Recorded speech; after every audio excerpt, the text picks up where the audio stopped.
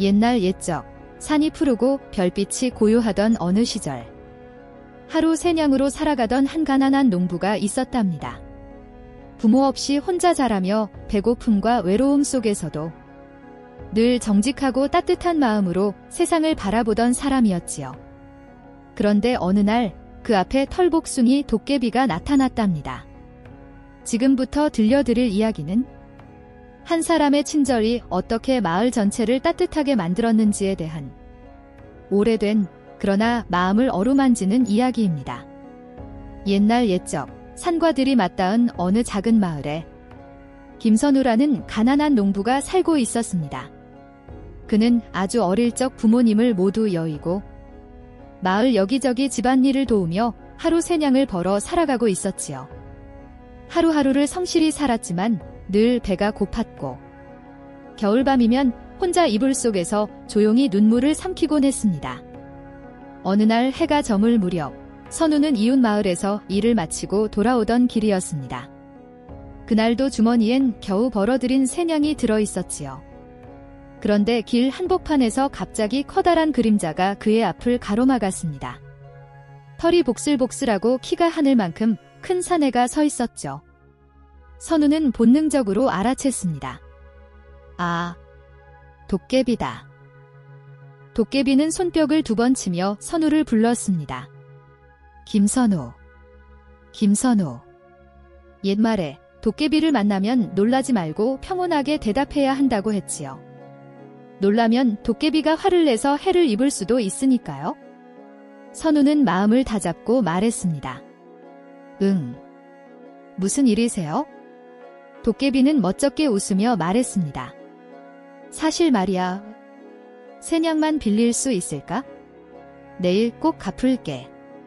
새냥은 선우에게 있어 하루치 생명줄 같은 돈이었습니다. 그 돈이 없으면 저녁을 먹을 수 없고 다음날 일하러 나갈 힘도 없었지요. 하지만 선우는 도깨비의 간절한 눈빛을 보며 조용히 주머니에서 새냥을 꺼내 건넸습니다. 꼭 갚으세요. 저도 힘든 사람이니까요. 도깨비는 크게 웃으며 외쳤습니다. 내일 밤에 꼭 갚으러 올게. 그리고는 휘리릭 사라졌습니다. 그날 밤 선우는 굶주린 배를 움켜쥐고 누웠습니다. 에휴, 도깨비가 정말 갚으려나. 다음 날 밤 정말로 도깨비가 찾아왔습니다. 김선우, 김선우. 돈 갚으러 왔어. 새냥을 내미는 도깨비를 보고 선우는 미소 지었습니다. 그래도 약속은 지키는구나. 그런데 놀랍게도 그 다음 날 밤에도 도깨비가 또 찾아왔습니다. 김선우, 돈 갚으러 왔어. 땡. 어제 갚았잖아요. 무슨 소리야? 오늘이 처음이야.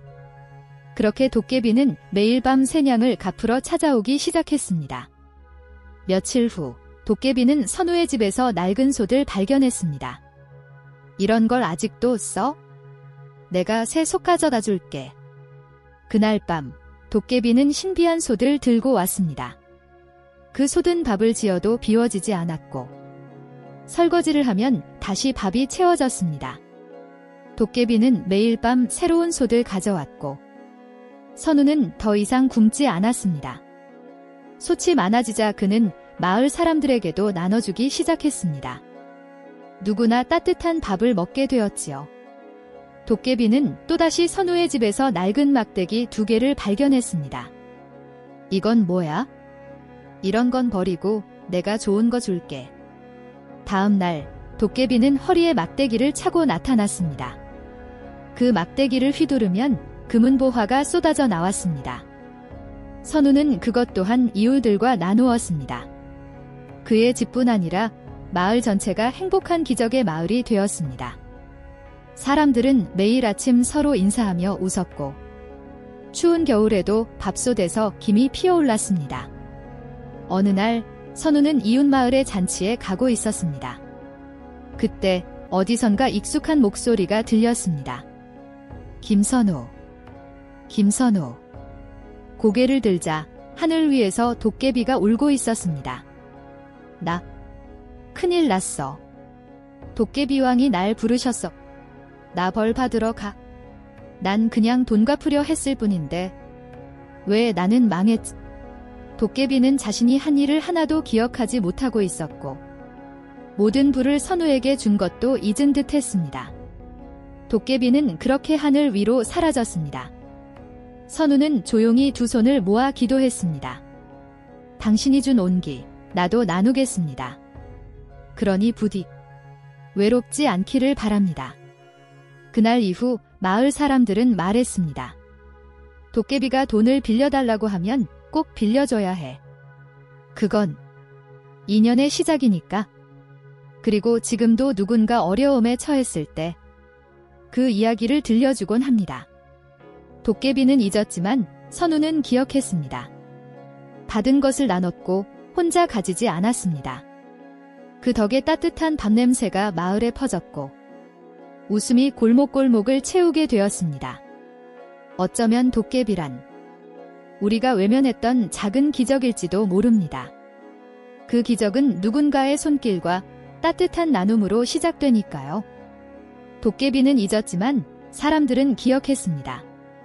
작은 손길 하나가 기적이 되었고 나눔은 마을을 따뜻하게 덮었습니다. 오늘도 누군가 어려움에 처해 있다면 사람들은 이렇게 말합니다. 도깨비가 돈을 빌려달라면 꼭 빌려줘야 해. 그건 기적의 시작이니까. 그리고 그 말 속엔 이런 뜻도 담겨 있겠지요. 진심 어린 마음은 언젠가 꼭 되돌아온다.